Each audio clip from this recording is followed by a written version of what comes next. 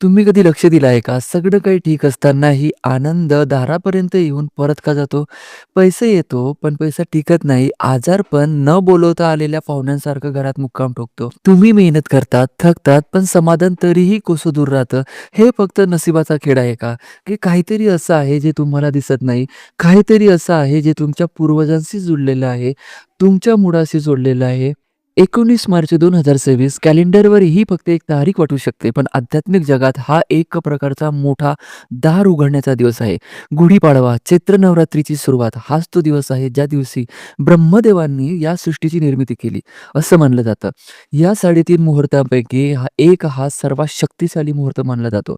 पण खरं रहस्य या 15 दिवसाच्या कालावधीत लपलेलं आहे, जो गुढीपाडव्यापासून सुरू होऊन चैत्र पौर्णिमा म्हणजेच हनुमान जयंतीपर्यंत चालतो. आपण बहुतेक वेळा शारदीय नवरात्रीच्या धामधुडीत हरवून जातो.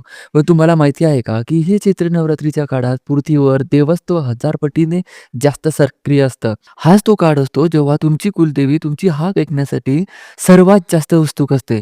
शास्त्रांमध्ये असं सांगितलं आहे, की जर एखाद्या मुलाला आईची गरज असते, तसंच कुलदेवीला सुद्धा आपल्या लेकरांची आठवण येतं. जर तुमच्या घरात अशांतता असेल, आर्थिक तंगी असेल किंवा काम होता होता बिघडत असतील, तर समजून जा की तुमची कुलदेवी तुम्हाला काहीतरी सांगू पाहत आहे. त्यांच्या सेवेमध्ये झालेली एखादी चूक किंवा तुमच्या कुलधर्माचा विसर हाच या अडचणीचं मूळ कारण असू शकतं. आता प्रश्न असा आहे की या 15 दिवसात असं काय करावं की घराचं नशीब बदलून जाईल? सर्वात आधी त्या एक वस्तूची गोष्ट करूया जी या गुढीपाडव्याला तुमच्या घरात असायलाच हवी.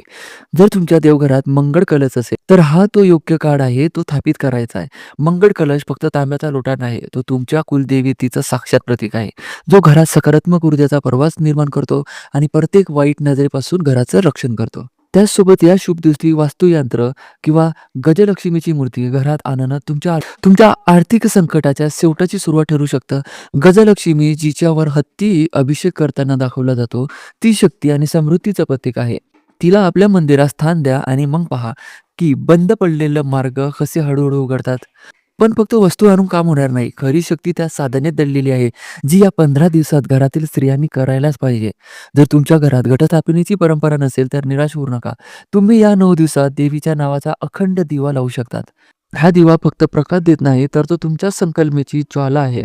या काळात घरातील नियम कठोर असायला हवे. सात्विक आहार, मद्यपान, धूम्रपानापासून पूर्ण दूर राहणं आणि ब्रह्मचर्याचं पालन करणं आवश्यक आहे. हे फक्त शारीरिक संयम नाही, तर मानसिक शुद्धीची प्रक्रिया आहे. ज्यामुळे या दिवसाच्या वातावरणात आपल्या उच्च ऊर्जा तुम्ही सहजपणे ग्रहण करू शकतात.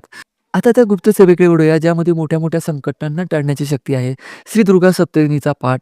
जर तुम्ही या 15 दिवसात एकूण 14 पाठ पूर्ण केले, तर ते नवचंडी यज्ञाएवढं फलदायी मानलं जातं. कल्पना करा, कोणतीही मोठी विधी न करता घरात बसून तुम्ही नवचंडीचं पुण्य मिळवू शकता. जर पूर्ण पाठ करणं शक्य नसेल, तरी चिंता करू नका. शिंदक कुंजिका स्तोत्र जे तुम्ही ऐकलंच असेल, याला यशाची गुरुकिल्ली म्हटलं जातं. रोज 11 वेळा याचा जप केल्यास संपूर्ण दुर्गा सप्तमी इतकं फल मिळतं, असं मानलं जातं.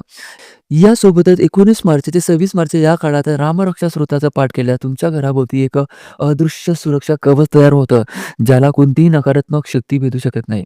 आणखीन एक अतिशय सोपा पण प्रभावी उपाय, जो प्रत्येक स्त्रीने या 15 दिवसात करायला, भीमसेन कापूर आणि 2 लवंगा संध्याकाळच्या पूजेच्या वेळी कापुराच्या 2 अख्ख्या लवंगा ठेवून त्यांना पेटवा. जोपर्यंत आपल्या कुलदेवीची मंत्र किंवा ओम ए हिंग क्वीन